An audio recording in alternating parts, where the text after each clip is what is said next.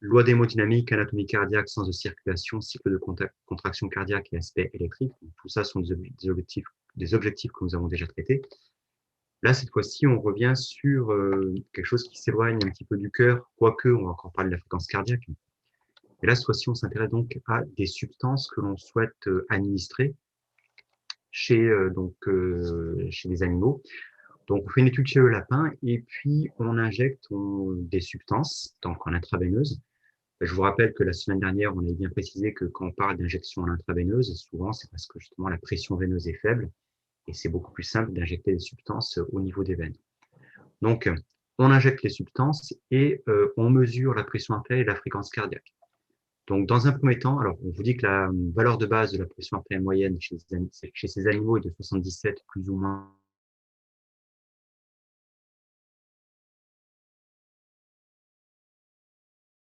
Donc, dans une première expérience, on fait les injections de phényléphrine, qui est une substance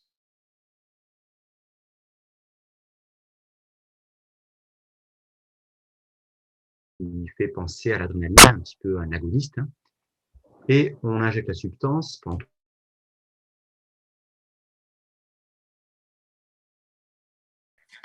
et on réalise on injecte une dose supérieure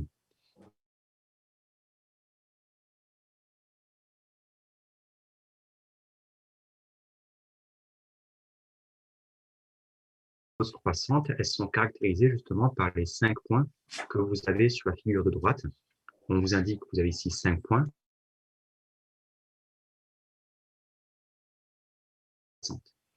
Après, on a fait une droite moyenne qui traduit un petit peu la moyenne de ces 5 injections. Et puis, à chaque fois, on a mesuré les valeurs de pression artérielle moyenne et de fréquence cardiaque. Ça, c'est pour une courbe, ça, c'est pour les expériences avec uniquement la phényléphrine. Et on a reproduit d'autres expériences, cette fois-ci avec la phényléphrine, mais en présence d'atropine. Donc, on vous dit que l'atropine, c'est un bloqueur cholinergique. Qu'est-ce que vous comprenez par quoi que non? Je vais pas en parler maintenant du bloqueur cholinergique. On va en parler. Ah, attention, pensez à éteindre vos micros. Donc, le bloqueur cholinergique, on en reparlera en temps voulu, mais d'abord, on va simplement étudier, répondre aux premières questions. On y reviendra après. Donc, tout d'abord, première question, c'est identifier au niveau de l'axe des abscisses le sens des doses croissantes de substances utilisées. Vous avez en gros 5 points, 5 injections. La question qu'on se pose, c'est est-ce que les doses croissantes, c'est de la gauche vers la droite ou de la droite vers la gauche? Parce que pour l'instant, en termes d'interprétation de la courbe, c'est un petit peu délicat. Donc, pour cela, je vous laisse un petit peu réfléchir sur cette question, pas longtemps. Donc, on vous demande le sens. Est-ce que c'est vers la droite ou vers la gauche? À vous de me dire.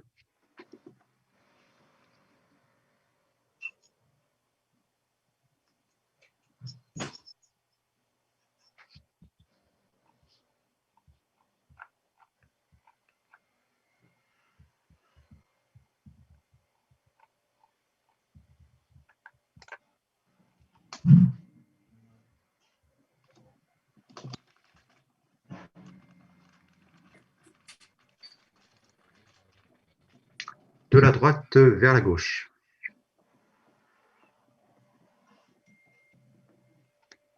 En gros, c'est croissant. Les doses qui sont à droite sont les doses les plus faibles et celles qui sont à gauche sont les doses les plus importantes. Elle est un peu difficile à interpréter cette courbe. Hein.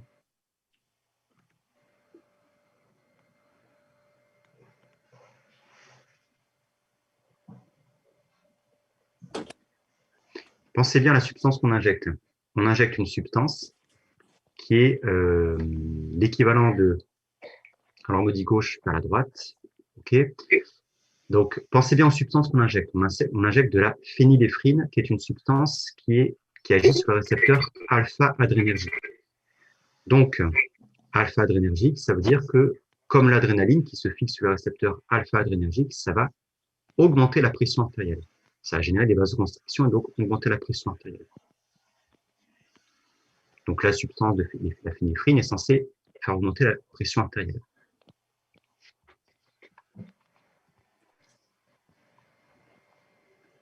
Gauche vers la droite, alors. C'est ça. C'est effectivement de la gauche vers la droite. Donc, on vous précise que la phényléphrine, donc structure proche de l'adrénaline, bon, comme ça se fixe sur le récepteur alpha-adrénergique, donc il y a un effet vasoconstricteur. À la base, c'est un médicamenteux qu'on donne dans le traitement de l'hypertension. En gros, on va faire en sorte que la pression artérielle soit diminuée. Donc, je rappelle, quand l'adrénaline se fixe sur des récepteurs alpha, ça génère une vasoconstriction.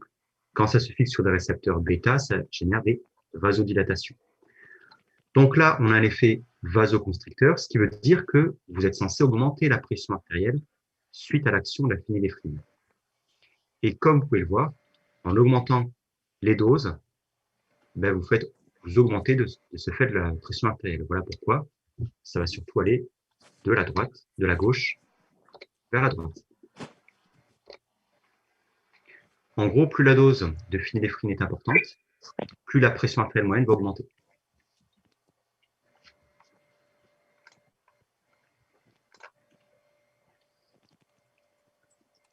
Alors, vous voulez que je répète, on me demande de répéter, que je répète quoi? Là, ce qui est indiqué? Parce que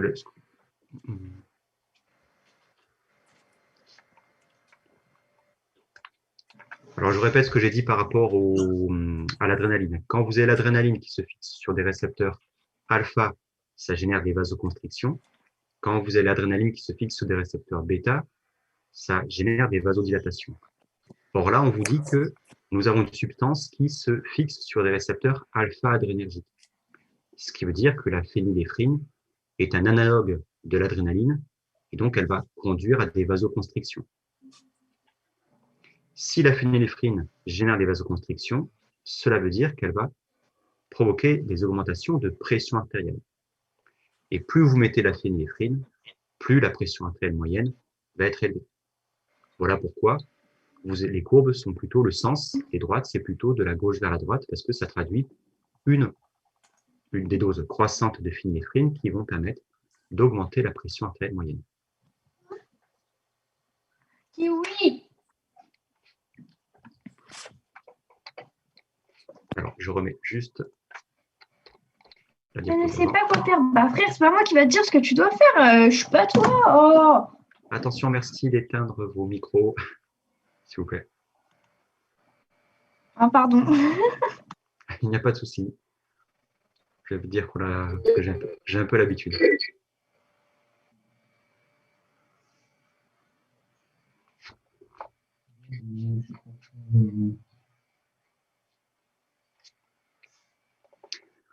Donc voilà, phényléphrine. D'ailleurs, je rappelle que l'adrénaline, on dit que c'est l'épinéphrine hein, en anglais. Donc là, vous avez phényléphrine, épinéphrine, donc on s'y retrouve un petit peu.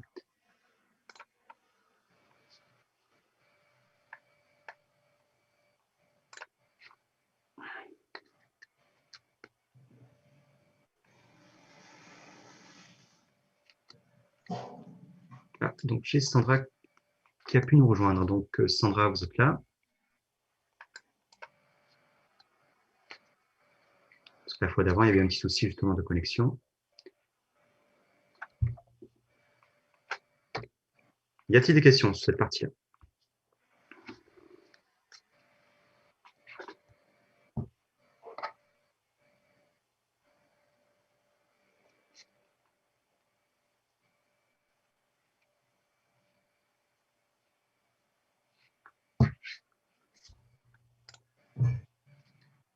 Allez, je passe à la question suivante. Donc là, finalement, on s'intéresse à la phényléphrine. Remarquez que plus on met de la phényléphrine, plus la pression artérielle moyenne augmente.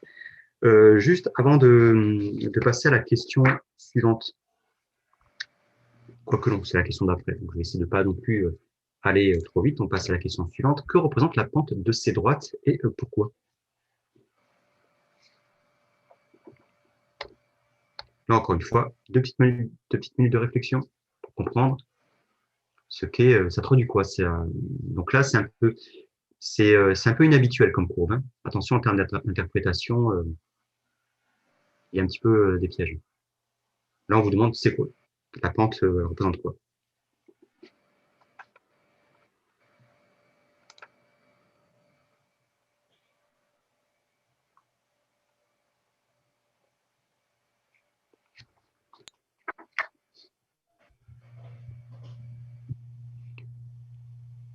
Bon, là, je vous donne. Là, la question, elle est posée comme telle. Oui, effectivement, Juliette, c'est ce que cette courbe, enfin, en tout cas, ce document traduit la baisse de la fréquence cardiaque en fonction de l'augmentation de la pression artérielle moyenne. Donc, la question, je n'ai pas pu la modifier, elle est ainsi, mais c'est vrai que concrètement, on met en évidence ici la réponse régulatoire face à l'augmentation de pression artérielle. Donc, comment appelle-t-on justement, comment a-t-on appelé cette réponse justement? Parce qu'effectivement, vous avez la pression artérielle moyenne qui augmente et on voit que ça conduit à une baisse. Plus vous augmentez la pression artérielle et plus vous remarquez, plus la fréquence cardiaque diminue. C'est en cours, vous avez appelé ça comment? C'est un nom.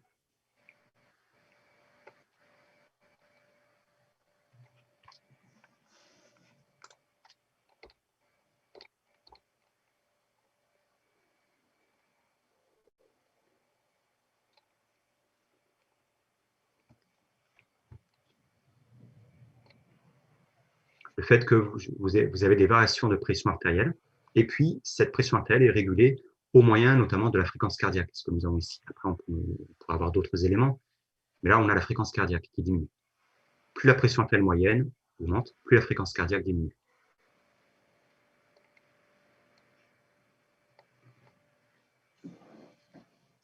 Vous ne voyez pas? C'est ce qu'en cours, on appelle le baroréflexe. Oui, très bien.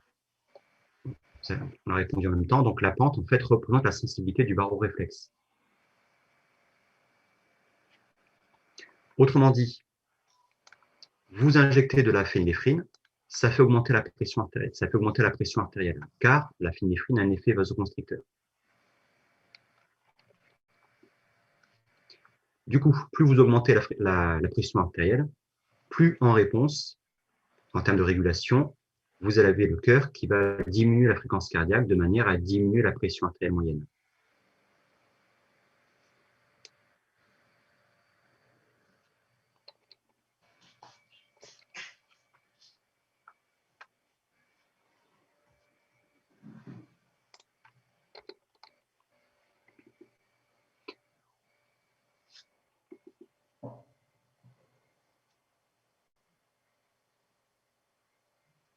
Je vous laisse prendre juste le temps de noter ceci.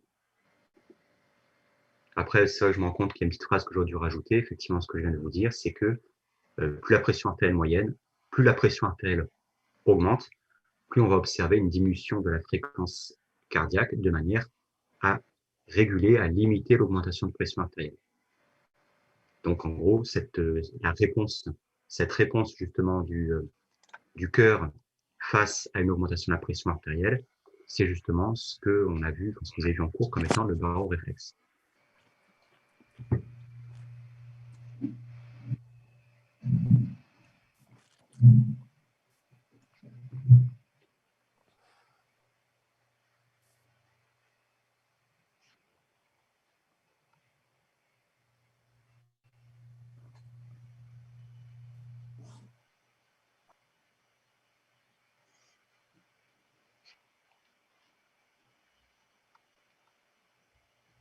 Si vous avez des questions, là aussi, n'hésitez pas. Ah, faut que je... Pardon, je vais répéter.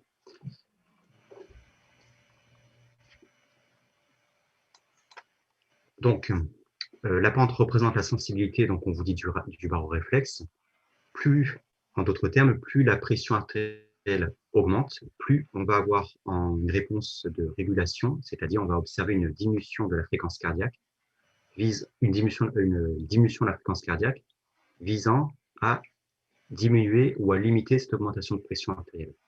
En gros, la baisse de fréquence cardiaque traduit la réponse régulatrice face à cette augmentation de pression artérielle.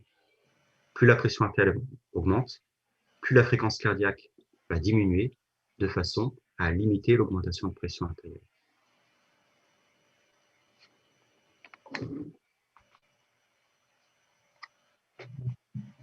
Si vous souhaitez que je répète de nouveau, n'hésitez pas.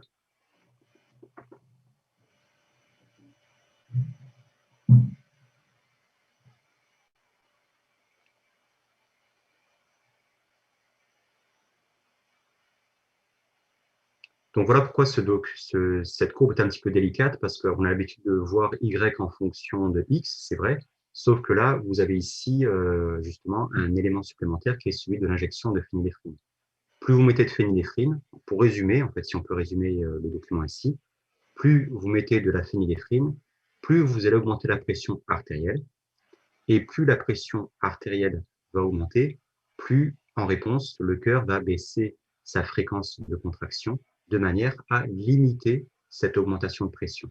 En gros, le cœur, vous avez ici le paroréflexe, c'est-à-dire la régulation cardiaque visant à limiter l'augmentation de pression artérielle. C'est le but ici. Donc, on passe maintenant à la troisième question, puisque la troisième question s'intéresse à l'atropine. On vous demande donc, l'atropine, c'est donc c'est une substance, on dit que c'est un bloqueur cholinergique. Alors, je passe à la diapositive suivante, si il n'y a pas de souci.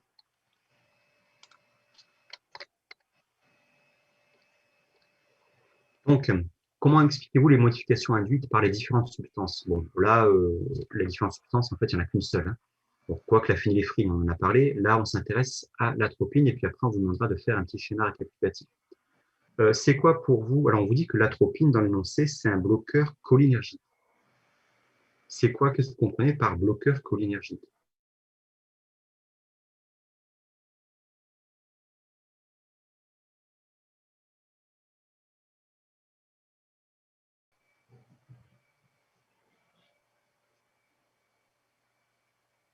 Tout à fait, il bloque les récepteurs à l'acétylcholine. Mais quel est le rapport justement avec l'acétylcholine justement? Je pense réflexe, je pense acétylcholine.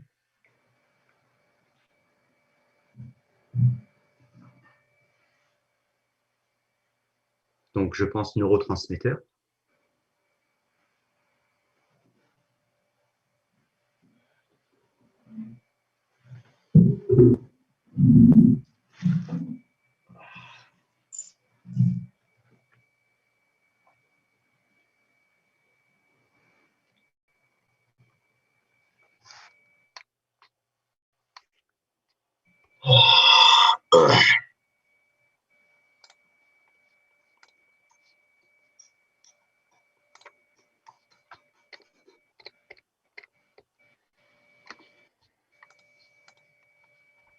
Je vous demande juste un petit instant.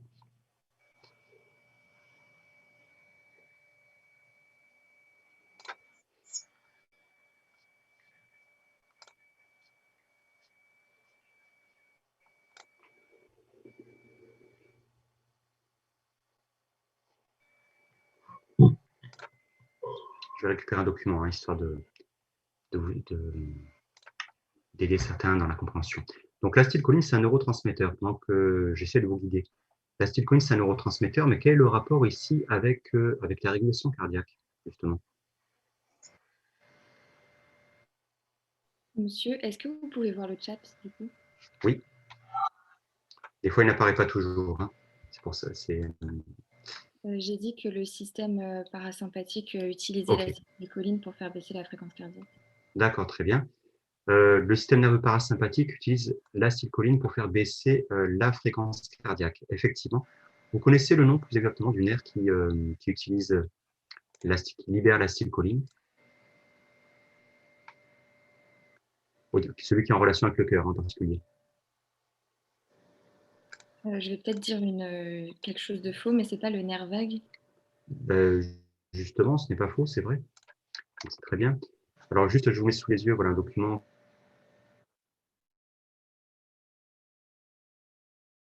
des acteurs qui interviennent dans le baroréflexe. Je rappelle que le baroréflexe, c'est la régulation à court terme de la pression artérielle, celle qui vous permet d'agir sur la fréquence cardiaque et donc de réguler la pression artérielle dans les secondes qui suivent les variations de pression artérielle. Donc là, je vous mets sous les yeux un document.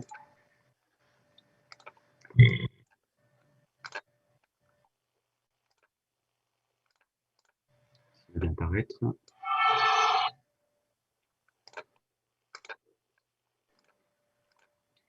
Vous avez ici sous les yeux justement le principe de régulation, de la pression artérielle vis-à-vis dans le cas du système nerveux qui agit vis-à-vis du cœur. Vous avez ici petit rappel, donc je rappelle quelques petites précisions par rapport à votre cours. Vous avez ici donc le cœur, et puis ce cœur est en relation avec des fibres nerveuses sensitives, ce que je vais indiquer ici en bleu. Les fibres nerveuses sensitives donc sont sensibles aux variations de pression artérielle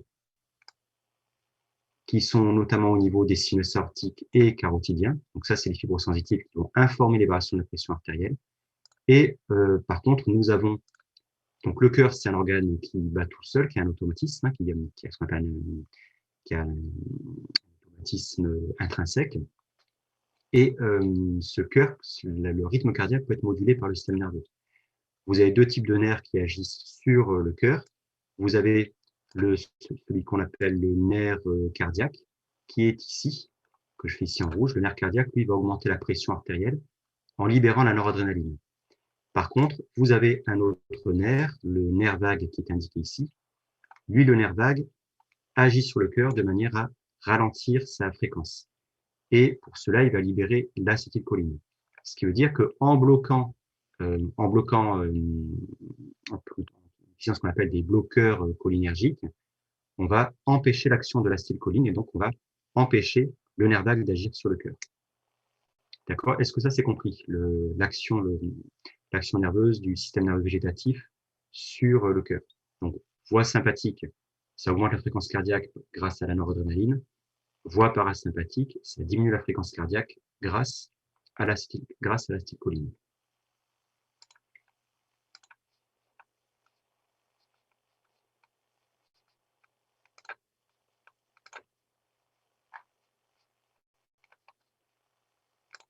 Ensuite, je reviens sur donc, le document que nous étions en train de...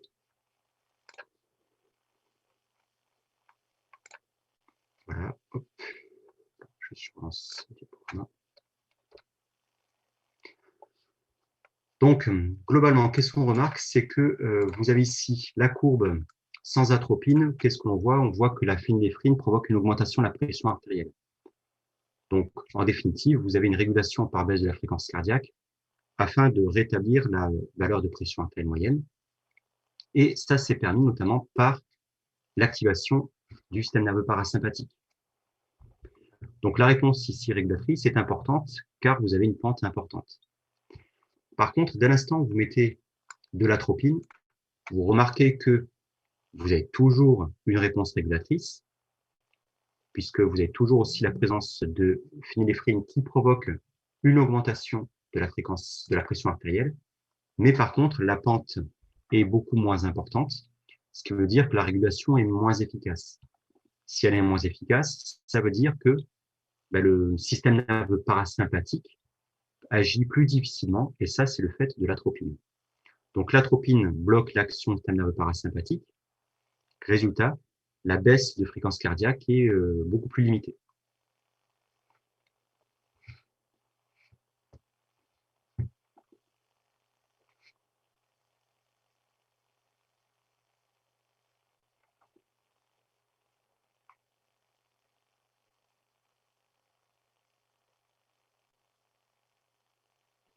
Est-ce que c'est compris pour cette partie-là? Je dirais que le principe, les deux, finalement, si on regarde bien cet exercice, les deux problématiques qui sont posées, qui sont manifestées, c'est quoi? C'est finalement la mise en évidence de ce baroréflexe et puis l'interprétation justement de cette courbe, c'est-à-dire évolution de la fréquence cardiaque en fonction de la pression artérielle, et ce, en présence de substances phényléphrine et atropine.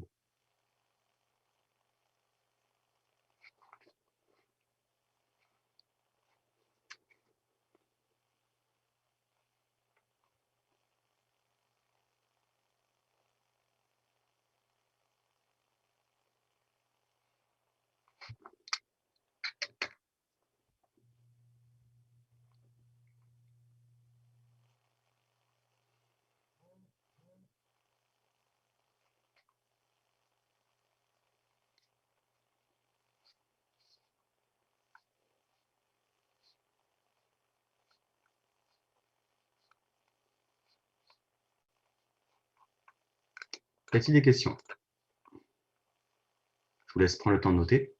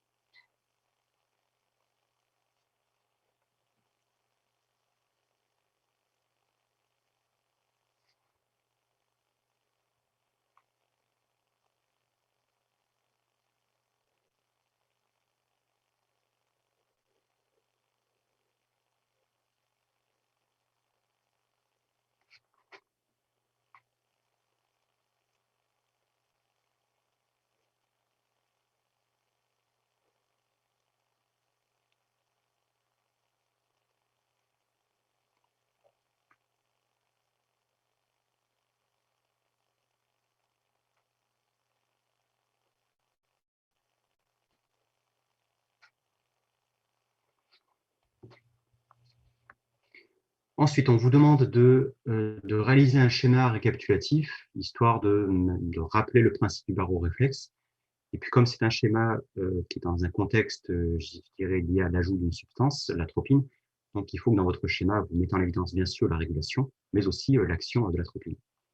Donc, si vous n'avez pas de questions, et si c'est bon, je passe à la diapositive suivante. Si vous souhaitez que je revienne en arrière, n'hésitez pas à vous manifester.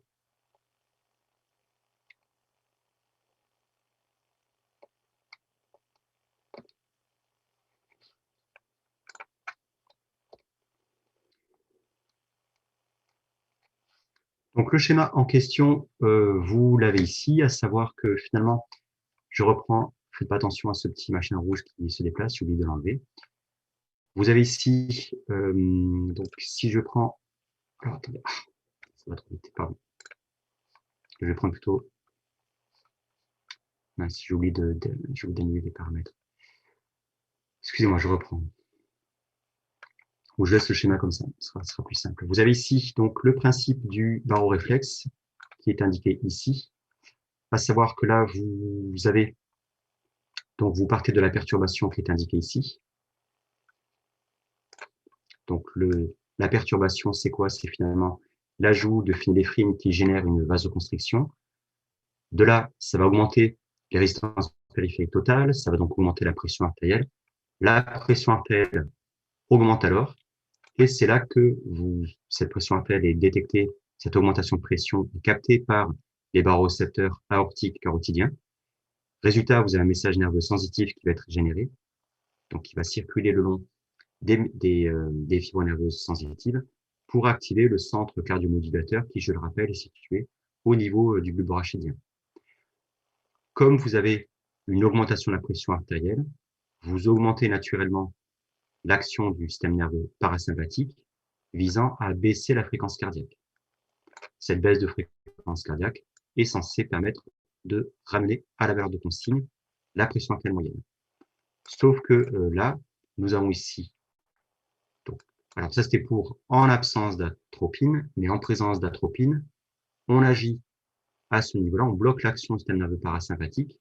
Résultat, la baisse de la fréquence cardiaque est beaucoup plus limitée parce que justement, on empêche l'action du système nerveux on empêche l'action du nerf vague et donc du système nerveux parasympathique de manière à bloquer la réponse régulatrice.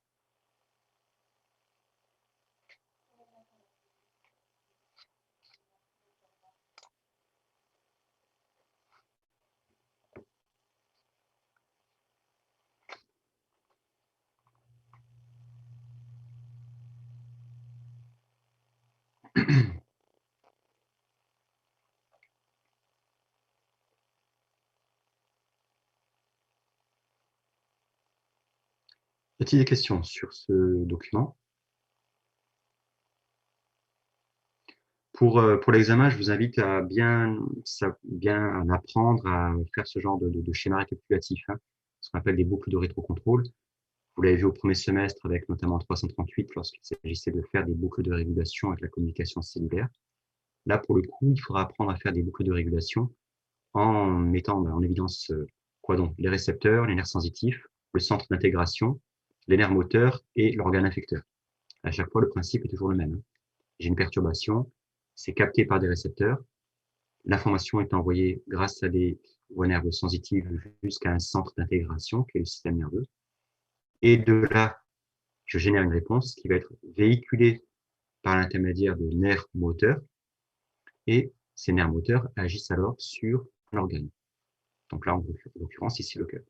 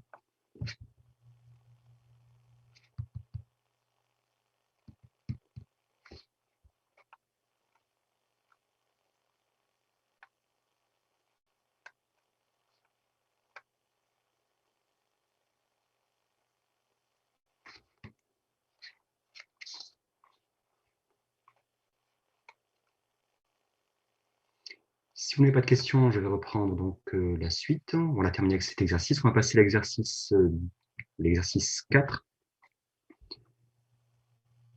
Donc là, globalement, tout ça, c'est un petit peu du déjà vu par rapport au baroréflexe, sauf que là, bon, bien sûr, nous avons le baroréflexe avec une interprétation de courbe, un schéma récapitulatif et puis l'effet d'une substance.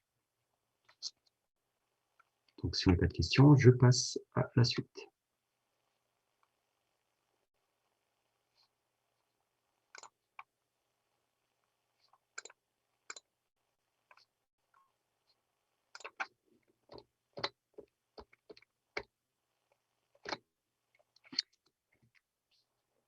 Donc, cette fois-ci, on passe à un autre registre. On va s'intéresser uniquement aux vaisseaux sanguins, à leurs propriétés internes. On s'intéresse ici aux conséquences d'une hémorragie de 20% sur la circulation sanguine. Donc, hémorragie de 20%, comprenez par là, on perd à peu près 20% du volume sanguin, sachant que le volume sanguin est de l'ordre de 4 à 6 litres. Ça veut dire que là, la personne a perdu presque 1 litre de sang, ce qui est énorme. Donc, forcément, je rappelle que le volume sanguin est associé à la pression artérielle. Toute augmentation du volume sanguin génère une augmentation de pression artérielle. Toute baisse du volume sanguin génère une baisse de pression artérielle. Donc, pression artérielle qui peut être aussi rapportée à la pression sanguine. Donc, comment peut-on expliquer justement la chute de pression artérielle observée? Justement, je viens de vous donner les premiers éléments de réponse, à savoir que toute baisse de la volémie va conduire à une baisse de pression artérielle. Et puis, en baissant la volémie, je vais baisser notamment la pression veineuse centrale. Donc, il y aura comme il y a moins de sang dans le système veineux, la pression veineuse est moins importante. Si la pression veineuse est moins importante, le retour veineux donc vers le cœur est moins important, le cœur se remplit moins bien et il y a moins de baisse du volume d'éjection systolique, tout simplement.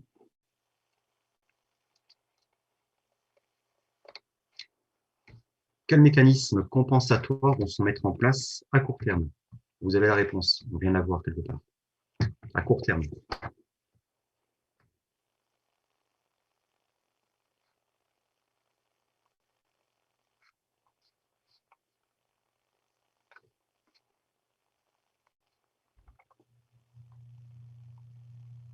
J'ai une baisse de pression artérielle, que se passe-t-il dans l'immédiat?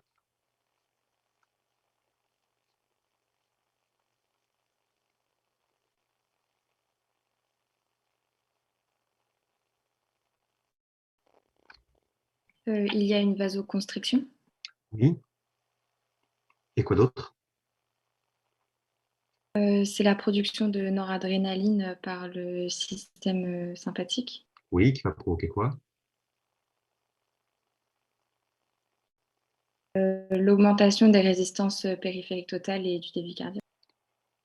Oui, et la finalité, c'est quoi en fait de tout ça? Tout ce que vous me dites est juste, mais la finalité, parce que finalement, c'est quoi qu'on cherche à réguler? La pression artérielle. Voilà, n'oubliez pas que vous cherchez à réguler la pression artérielle moyenne. Donc, vous allez agir à l'échelle de l'organisme, vous allez agir Au niveau, donc, vous allez faire le fameux baroréflexe, c'est ce que nous allons voir. Et pour cela, vous allez activer de manière générale le système nerveux sympathique. Donc, vous allez donc effectivement, c'est exactement ce qu'on avait dit, faire des phénomènes de vasoconstriction pour augmenter les résistances, augmenter la fréquence cardiaque et de manière à augmenter le volume systolique. Donc, le but, tout cela, c'est d'augmenter la pression artérielle qui vient de chuter. Donc, comme je suis à court terme, attention, c'est vrai qu'on aurait pu vous poser la question du quel mécanisme se met en place à moyen long terme. Là, c'est ce que nous verrons dans d'autres exercices avec le système rénine-angiotensin. Là, par contre, on est à court terme, et à court terme, il n'y a que le système nerveux qui intervient, c'est-à-dire avec les voies nerveuses, et c'est ce qu'on a avec le baroréflexe. Je rappelle que baroréflexe, c'est donc un mécanisme réflexe en réponse à une variation de pression, d'où baro.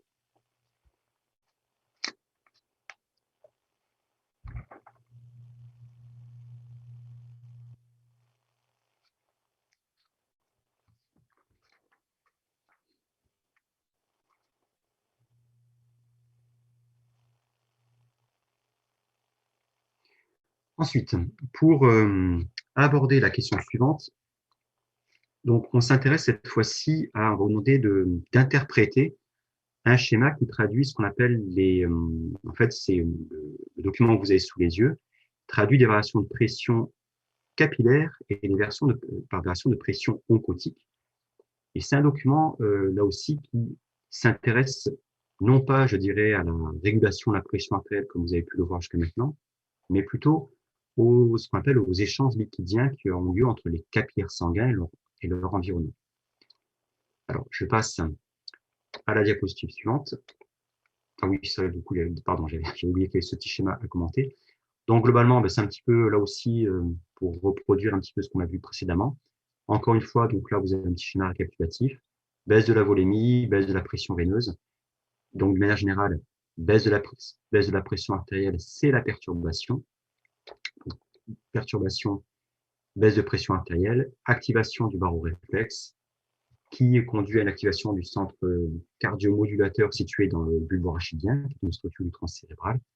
Et là, par contre, contrairement à l'exercice précédent, vous activez les voies nerveuses sympathiques, ce qui va conduire à augmenter la fréquence cardiaque et de manière à faire remonter la pression artérielle.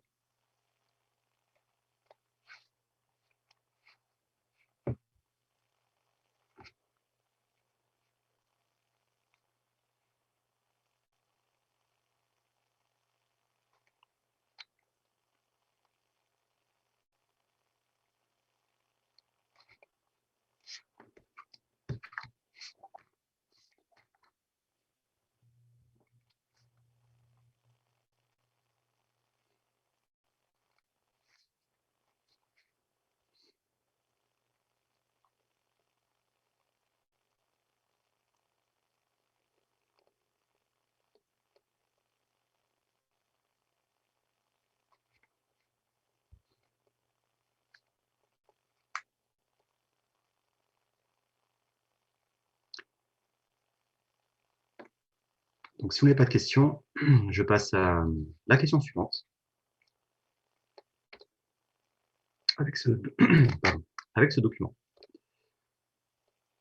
Donc, on vous demande d'adapter le schéma de manière à détailler les échanges au niveau des capillaires juste après l'hémorragie. Donc, est-ce que la pression oncotique va évoluer? Et si oui, quelles seront les conséquences sur les échanges au niveau des capillaires? De toute façon, que ce soit oui ou non, on tentera de répondre. Est-ce que cela a des conséquences au niveau des capillaires sanguins? Donc, vous avez ici, en abscisse, des variations de pression. Pression capillaire, d'une part, ce qui est indiqué par la droite, qui est indiqué ici en pointillé rouge, et la pression oncotique, qui est indiquée en pointillé bleu. Ensuite, vous avez en abscisse artériole vénule. Artériole vénule, ça traduit ni plus ni moins que le trajet, ce qu'on appelle le trajet vasculaire. Artériole, c'est donc, souvenez-vous, vous avez les artères qui donnent ensuite les artérioles. Après, vous arrivez au niveau des capillaires, puis bien ensuite les vénules. Donc là, finalement, ce que vous avez en abscisse, c'est ni plus ni moins que le trajet vasculaire. C'est la distance parcourue par le liquide le long du vaisseau sanguin qui passe des artérioles aux capillaires puis aux vénules. Et qu'est-ce qu'on remarque? c'est que on observe des variations de pression le long de ce circuit vasculaire. Ces variations de pression, enfin, ces pressions sont de deux types. Vous avez ce qu'on appelle une pression capillaire et une pression oncotique. Alors, pour comprendre la suite, je vais faire un petit rappel de cours pour les personnes qui n'auraient pas très bien saisi justement ce principe-là qui est fondamental en termes de, je dirais, d'équilibre hydrique. Puisque là, ça, c'est un document que vous avez dans votre cours. Je le précise bien, c'est un document et ce document, il traduit quoi? En fait, il traduit l'évolution des pressions hydrostatiques et oncotiques le long d'un capillaire sanguin qui vont être à l'origine de mouvements de liquide entre le capillaire sanguin et l'environnement du capillaire sanguin. Comment appelle-t-on l'environnement des vaisseaux sanguins, ce qui constitue quelque part aussi l'environnement des cellules des tissus?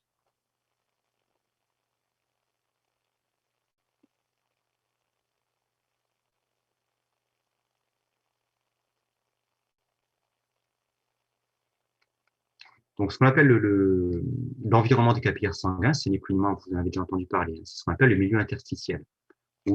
Alors, j'ai eu des réponses.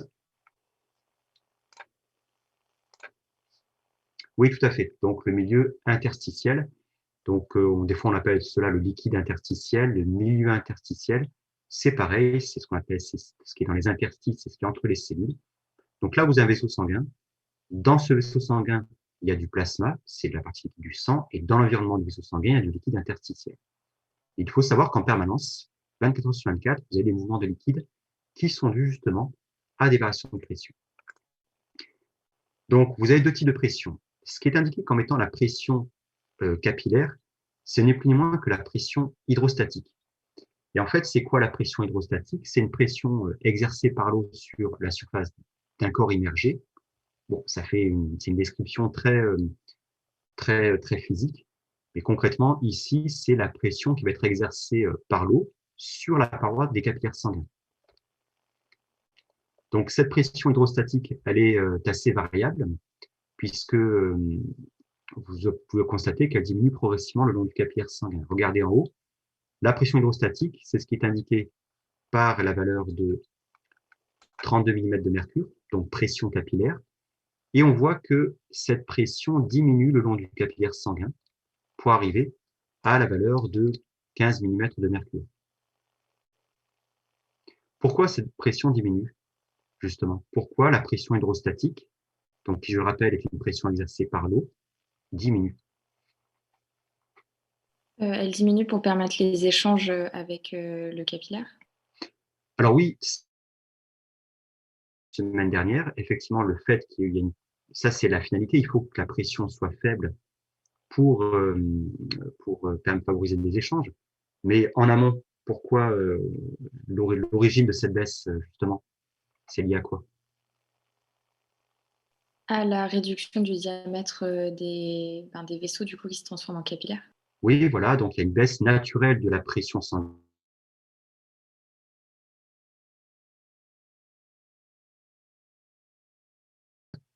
Mais aussi parce qu'on s'éloigne du cœur.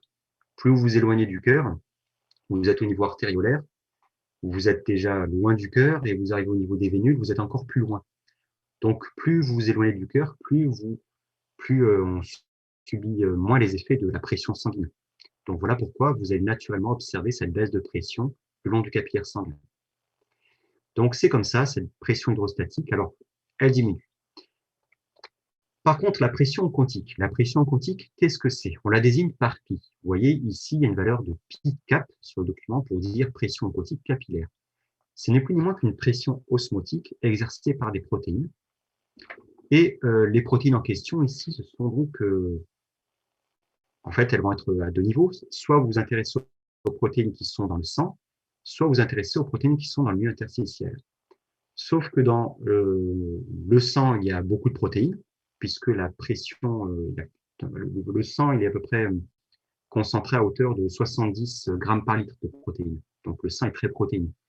Mais par contre, il y a très peu de protéines dans le milieu interstitiel. Donc c'est pour ça qu'on dira que leur concentration est négligeable. Donc, est-ce que vous pouvez me rappeler ce qu'est l'osmose? Parce qu'il faut rappeler ce que c'est que la pression osmotique. C'est quoi l'osmose?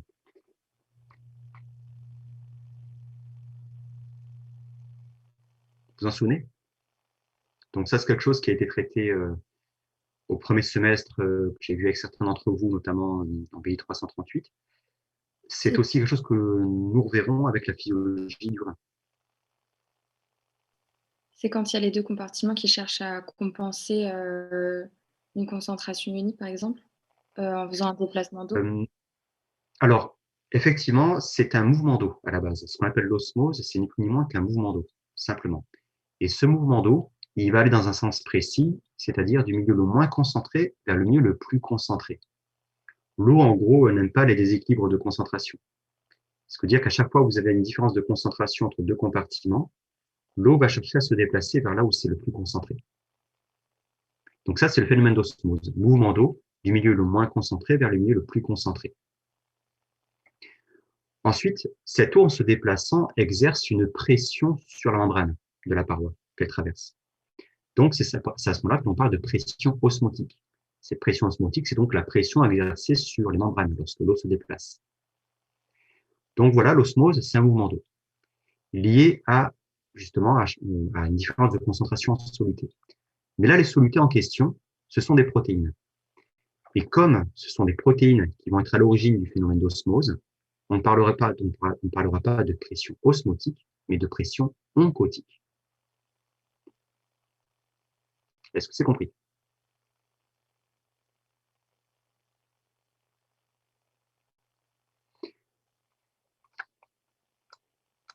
Ensuite, si je fais référence aux protéines, donc on a dit il y a beaucoup de protéines. Alors, je répète la dernière phrase. Donc, la pression osmotique, donc on a dit que l'osmose, mouvement d'eau du milieu le moins concentré vers le milieu le plus concentré. Lorsque ce mouvement d'eau est lié à la présence de protéines, on parlera de pression oncotique. C'est-à-dire que lorsque le phénomène d'osmose est lié à la présence de protéines, c'est-à-dire que l'eau va chercher à se déplacer vers là où c'est très concentré en protéines, on ne parlera pas de pression osmotique, mais de pression oncotique.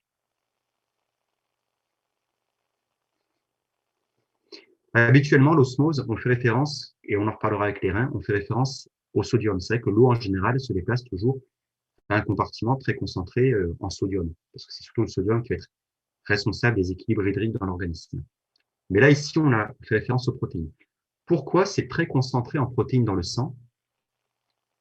Alors, par contre, excusez-moi, je vous repose la question, et parce que vous avez la réponse.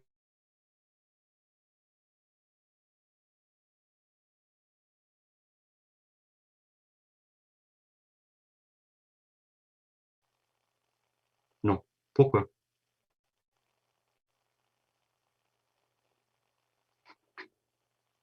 Elles sont trop massives. Bon, réponse, non, elles sont trop grosses, protéines, grosses molécules. De ce fait, effectivement, ne peuvent pas. Donc, résultat, les protéines seront un petit peu quelque part emprisonnées dans les capillaires sanguins. Après, certaines pourront sortir, mais à certaines conditions, pour certains capillaires sanguins, de manière générale, les protéines ne sortent pas des capillaires sanguins. Ce sera toujours très concentré en protéines sang.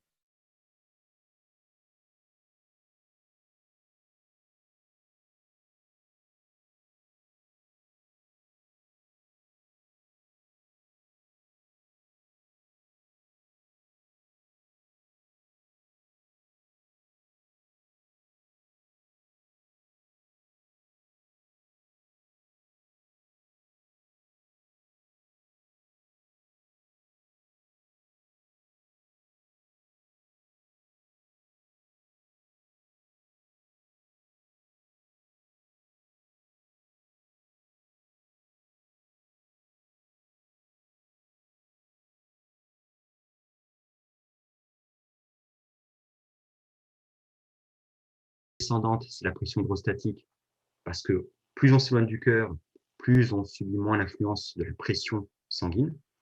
Mais la pression oncotique, elle, sera toujours constante parce que la concentration en protéines est constante.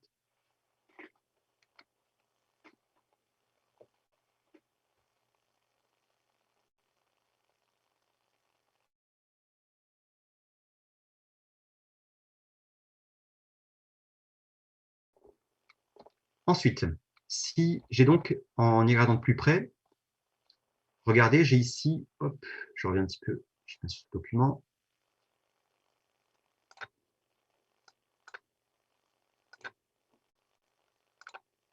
qu'est-ce qu'on remarque? J'ai ici une pression hydrostatique qui fait que la pression hydrostatique elle est indiquée en bleu. Je vois que la pression hydrostatique, c'est la pression exercée par l'eau du sang. Comme c'est une pression qui s'exerce sur la paroi, je vais observer une sortie d'eau le long du capillaire sanguin.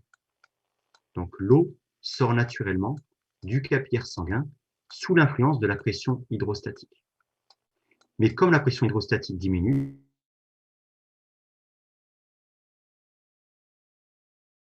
est importante.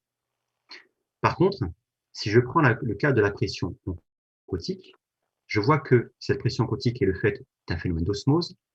Comme j'ai beaucoup de protéines dans le sang et que j'en ai moins que j'en ai pratiquement pas dans le milieu interstitiel, je vais observer un phénomène inverse, c'est-à-dire que l'eau du milieu interstitiel va chercher à aller vers là où c'est le plus concentré, c'est-à-dire dans le sang. Mais comme la concentration en protéines dans le sang est constante, le mouvement d'eau par osmose, lui, va être constant le long du capillaire sanguin. Au final, j'ai deux pressions qui s'opposent.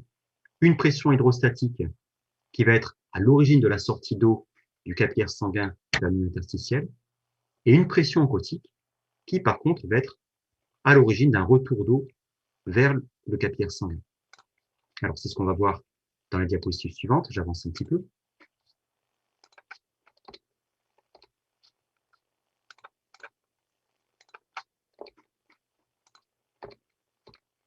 Donc, j'ai deux pressions qui s'opposent. C'est ce qui va donner ce qu'on appelle la pression nette de filtration. La pression nette de filtration, c'est quand vous opposez ainsi la pression hydrostatique à la pression oncotique. Et cette pression nette de filtration, en fonction de la valeur, va vous permettre justement d'expliquer les mouvements d'eau qui ont lieu le long des capillaires sanguins. Puisque les capillaires sanguins restent poreux, restent imperméables à l'eau. Donc, résultat, restent perméables à l'eau, pardon. Résultat, vous allez avoir des mouvements d'eau en permanence chaque jour. Et ça, c'est quelque chose qui a lieu quoi qu'il arrive. Après, qui peut être accentué dans des cas de pathologie. Donc, pression nette de filtration, donc c'est cette différence entre pression hydrostatique et pression oncotique. Donc, cette PNF est à l'origine des mouvements d'eau de part et d'autre de la paroi des capillaires sanguins. Et vous allez observer deux types de mouvements d'eau en fonction de la différence entre ces pressions hydrostatiques et ces pressions oncotiques. Tout d'abord, regardez, je vais avoir des mouvements d'eau qui vont aller du capillaire sanguin vers le plasma, du capillaire sanguin vers le milieu interstitiel, dans la première partie du capillaire. Pourquoi? Parce que si je regarde bien ce document et les valeurs, je remarque que la pression hydrostatique est supérieure à la pression oncotique au début du capillaire sanguin. Comme la pression hydrostatique est supérieure à la pression oncotique, la sortie d'eau l'emporte sur le retour d'eau. Au final, j'ai de l'eau qui sort des capillaires sanguins. Si j'extrapole à l'ensemble des vaisseaux sanguins, des capillaires de l'organisme, je vais avoir à peu près une sortie d'eau de l'ordre de 18 à 20 litres d'eau par jour. Donc, ce qui veut dire que chaque jour, par ce principe de différence de pression hydrostatique et oncotique, je vais observer une sortie d'eau de l'ordre de 20 litres par jour.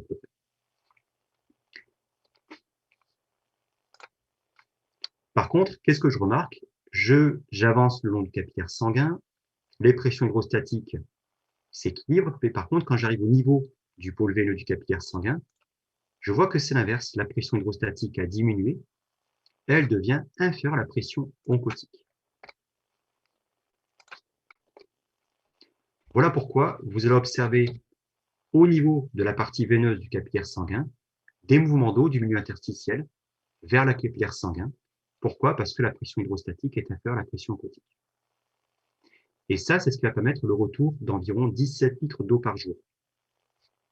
Donc, sur les 20 litres d'eau qui sortent du réseau vasculaire chaque jour, vous avez un retour de 17 litres d'eau environ. Ce qui veut dire que si je fais le bilan, 20 litres d'eau qui sortent et 17 litres qui reviennent dans le réseau vasculaire, j'ai à peu près donc quelque chose comme 3 litres d'eau qui sortent de mes vaisseaux sanguins chaque jour.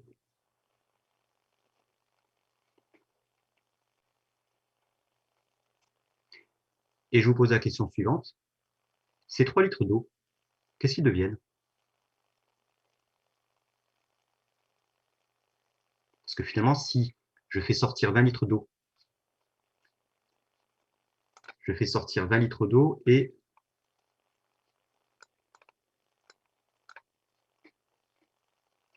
j'en récupère que 17.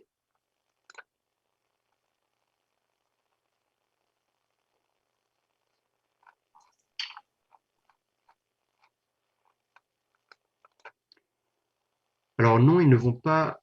Alors, plus tard, effectivement, alors non, ça ne va pas dans les urines, pardon, on ne comprend pas les choses. La formation de l'urine va résulter d'une augmentation du volume d'eau dans le sang. Vous avez un système de vaisseau sanguin qui est en périphérie des un système de vaisseau, pardon, pas de vaisseau sanguin, un système de vaisseau, de canalisation, qui est en parallèle du réseau de vaisseaux sanguins. Ces vaisseaux, on les appelle des vaisseaux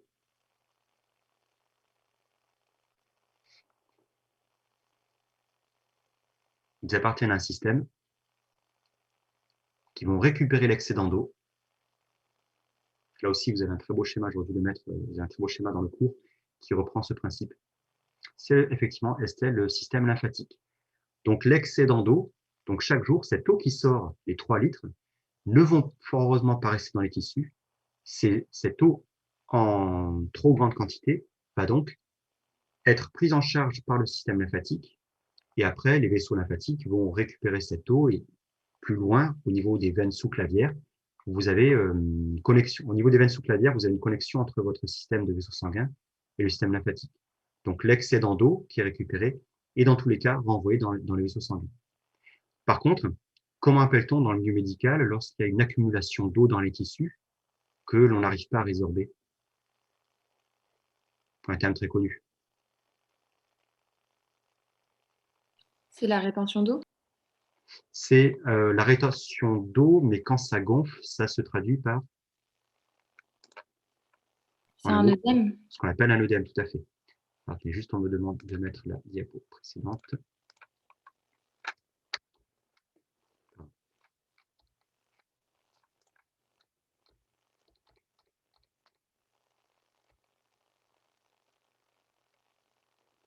Voilà, est-ce qu'il y a des questions? Donc, il fallait faire ce petit rappel. Dans tous les cas, bon, la réponse qui va suivre pour la deuxième question est assez rapide.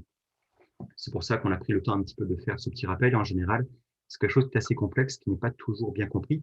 D'autant plus que lorsque vous ferez la physiologie rénale, vous allez revenir sur ces notions de pression hydrostatique et ces notions de pression oncotique.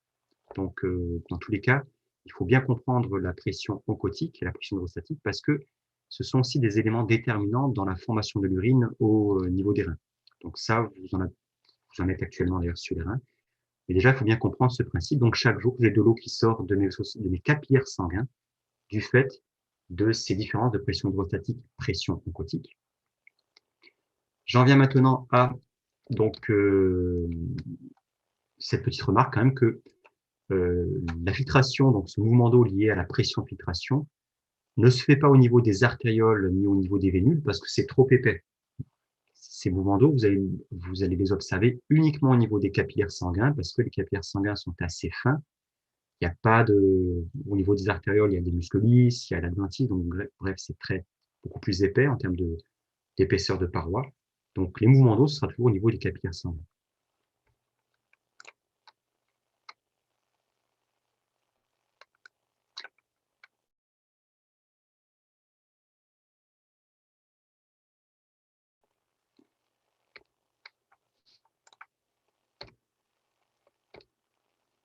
Du coup, en adaptant le schéma ci-dessous, détaille les échanges au niveau des capillaires sanguins suite à une hémorragie.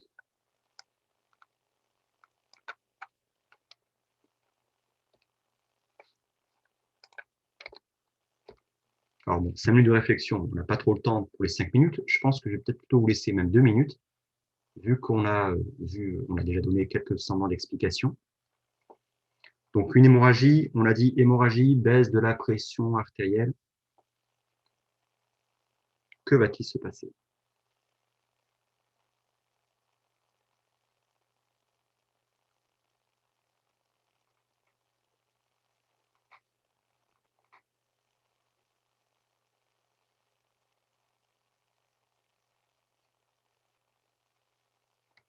vous demande d'adapter le schéma ci-dessous. En gros, à vous de le modifier.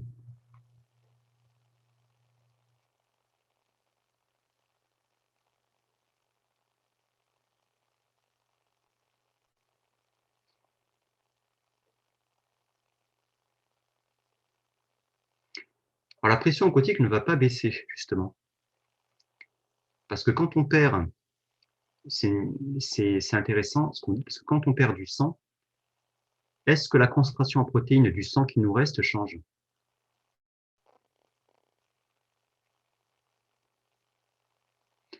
Alors, la pression oncotique ne va pas changer, justement, parce que si je perds, j'ai 5 litres de sang, si je perds 1 litre de sang, ma concentration en protéines dans mes 4 litres de sang n'aura pas changé. Du coup, la pression oncotique ne change pas. Par contre, si je perds de l'eau, ma pression artérielle diminue, et donc ce qui va diminuer, c'est la pression hydrostatique. Au final, la courbe de pression hydrostatique va être alors moins importante. Parce que justement, vous allez observer une baisse de pression sanguine qui va avoir un impact sur la pression sanguine au niveau capillaire.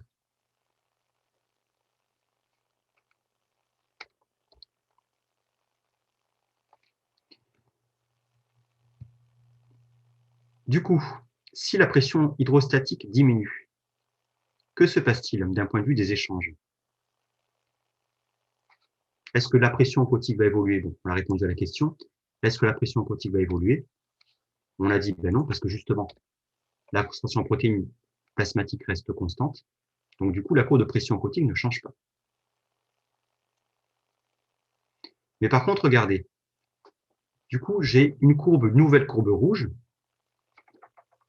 qui a diminué, la pression hydrostatique a diminué, mais la pression oncotique n'a pas changé. Je vais avoir effectivement une entrée d'eau beaucoup plus importante dans les capillaires. Si la pression hydrostatique diminue, à cause de l'hémorragie, la filtration va être moins importante. Mais vous voyez, je fais les flèches ici en jaune, la réabsorption va être beaucoup plus importante. Au final, je vais observer un retour d'eau plus important dans les capillaires sanguins. Là encore une fois, je perds de l'eau. J'ai une hémorragie, je perds de l'eau. Et là, quelque part, grâce à ce principe-là, vous avez l'eau qui est dans l'environnement des capillaires sanguins, qui va chercher à revenir vers le compartiment sanguin de manière à maintenir le volume sanguin. Et ainsi, on a une réaugmentation de la volémie.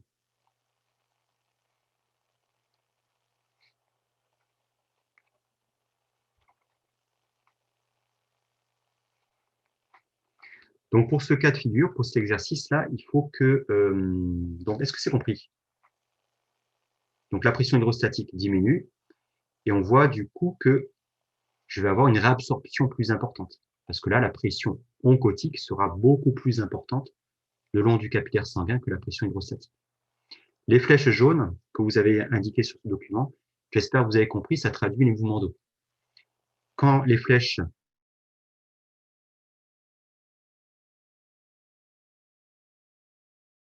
sur le document, j'y pense. Quand les flèches vont vers le bas, ça traduit une sortie d'eau du capillaire.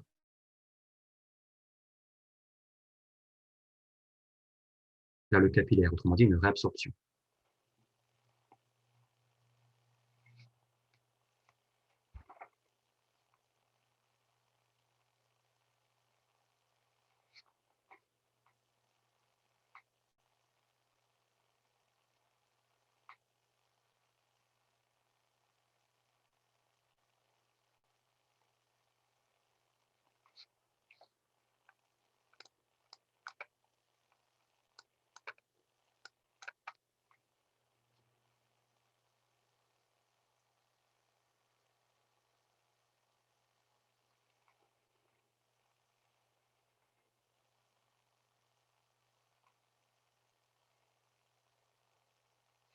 Donc, pendant que vous êtes en train de terminer de noter ces petites précisions sur la correction, je vous pose une question. Quelque chose d'assez fréquent dans le milieu médical. Vous savez ce qui arrive assez souvent chez les personnes âgées ou même dans des questions dans des situations d'atteinte du foie ou dans des cas plus extrêmes, des cas de dénutrition. La dénutrition se traduit par une baisse, notamment dans le milieu médical, ça se traduit par une baisse de la concentration en protéines du plasma, et en particulier de l'albumine. Est-ce que vous serez capable de m'expliquer, de me dire ce qu'il se passe lorsque on a une baisse, une diminution de la concentration en protéines plasmatiques, dans le cas d'une dénutrition? C'est quoi qui va diminuer ici? Si le patient est dénutri, il a moins de protéines.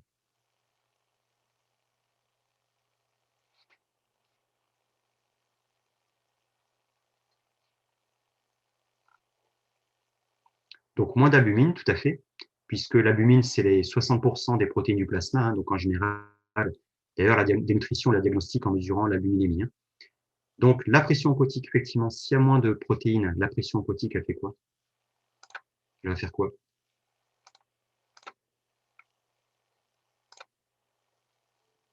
Elle va diminuer. Donc en supposant que la pression oncotique diminue, ben voilà, elle va se trouver, ou je vais plutôt faire une droite, c'est mieux.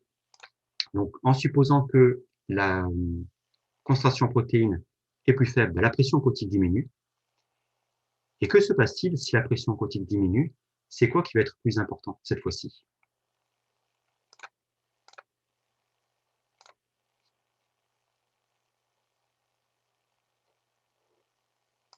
Regardez, je représente par mes flèches.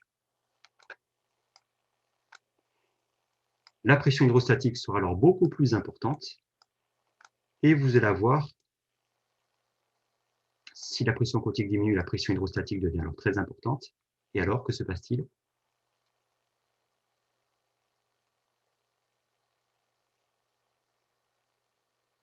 Une sortie d'eau beaucoup plus importante. Et donc, cela va générer des œdèmes. Tout à fait. Donc, la dénutrition, d'ailleurs, l'œdème, si je prends le cas d'un patient dans le milieu médical, vous avez un patient qui a une atteinte du foie, cancer du foie, cirrhose éthylique, consommation d'alcool qui détruit le foie. Or, le foie produit de l'albumine. Si le foie est endommagé, il y a moins d'albumine, la pression hydrostatique, la pression oncotique diminue et le patient se retrouve avec des œdèmes. Et puis, je prends aussi une autre situation. Là, c'est une image tristement connue. C'est celle de l'enfant africain qui souffre de famine. Qu'est-ce qu'on remarque qu'est-ce qu'on voit dans ces photographies, dans ces images? Qu'est-ce qu'on remarque? On voit un ventre gonflé. Ce ventre gonflé, ce n'est pas, beaucoup pensent que c'est de l'air, mais en fait, c'est ni plus ni moins qu'un œdème.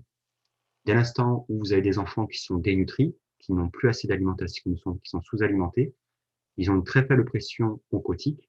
Résultat, ils ont des sorties d'eau permanentes de leur vaisseau sanguin, ce qui va se manifester par des œdèmes, en particulier au niveau abdominal, parce que justement, il n'y a pas de structure osseuse qui contient l'abdomen.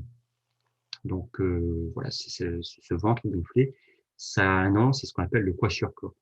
C'est une symptomatologie connue, et c'est vrai que beaucoup connaissent nous sommes nombreux à connaître cette image, malheureusement, qui traduit encore, qui montre que beaucoup de personnes souffrent aujourd'hui encore de famine.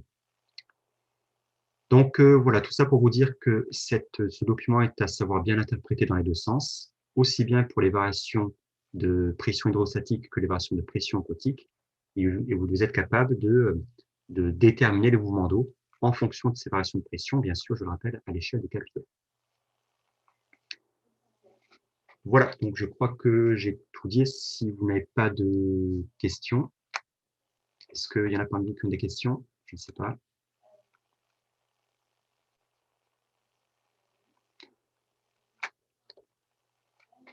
Je vérifie, je crois que j'ai tout dit au niveau du capillaire. Juste, je vérifie que je n'ai pas oublié. Non, c'est bon, on arrive à la fin. Écoutez, je vous remercie de votre attention. Je retrouve le groupe A en présentiel vendredi prochain, le groupe B dans 2 semaines. Écoutez, d'ici là, portez-vous bien, bonne journée, bon week-end, et prenez bien soin de vous. À bientôt.